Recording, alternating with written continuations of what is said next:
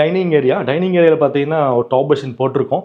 அந்த டாப் பெஷன் பார்த்தீங்கன்னா உங்கள் வீட்டில் வந்து இந்த மாதிரி கார்னர் ஏரியாவில் வால் மவுண்ட் பண்ணிட வேண்டாம். ரொம்ப அந்த என்ன வேண்டாம், ஸ்பேஸ் கம்மியாக இருக்கனால ஒரு 1 ஃபீட் ஒரு 1.5 ஃபீட்டில் அந்த கார்னரில் வந்து ஃபிட் பண்ணிடுறீங்க. அந்த கார்னர் ஃபிட் பண்ணும்போது உங்களுக்கு வந்து அது க்ளீனிங் பண்ணுறதுக்கு ரொம்ப கஷ்டமாக இருக்குங்க. அதனால் அந்த மாதிரி ஆப்ஷன் போயிடாதீங்க. இந்த டாப் பேஸின் நிறைய மாடல்ஸ் இருக்குது. ரவுண்டு, கியூபிக்கு, ஸ்கொயரு, ரெக்டாங்கிள், நிறைய ஷேப்ஸ் இருக்குது. இதே ஸ்டாண்டிங் சிங்க் இருக்குது. அந்த மாதிரி போயிருங்க. எனக்கு ஸ்பேஸ் கம்மியாக இருக்குன்னா அந்த ஸ்டாண்டிங் சிங்க்கு போயிட்டிங்கன்னா அந்த கார்னராக தான் இருக்கும். ஒரு கியூபிக்கில் ரவுண்டாக இருக்கும். அந்த மாதிரி சிங்க் போயிட்டீங்கன்னா அந்த ஏரியா நல்லாயிருக்கும்.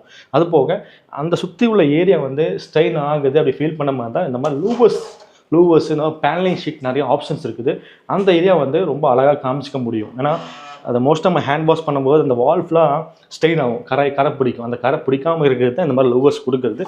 இதுவும் பார்க்குறது ரொம்ப ஒரு டைனிங் ஏரியா பார்க்கும்போது ரொம்ப நீட்டாக ஒரு சூப்பராக இருக்கும் பாருங்கள். அந்த மாதிரி தான் இது ஃபுல்லாகவே யூபிவிசி மெட்டீரியல் தான் பண்ணியிருக்கோம். இது பாக்ஸ் பண்ணி மேலே ஒரு கிரானைட் ஃபிக்ஸ் பண்ணி அதுக்கு மேலே தான் சிங்க் ஃபிக்ஸ் பண்ணியிருக்கோம்.